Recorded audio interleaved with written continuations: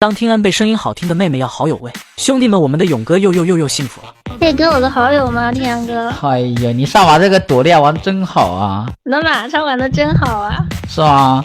这太爱了。前期呢对面的加个好友。OK， 没毛病啊，必须加好友。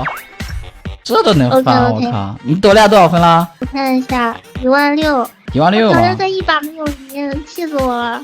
没事，我挑战赛也没赢，知道吧？无所谓的，挑战赛这个东西看淡就行啊。还有最后一把赢了，不然真睡不着了，说实话。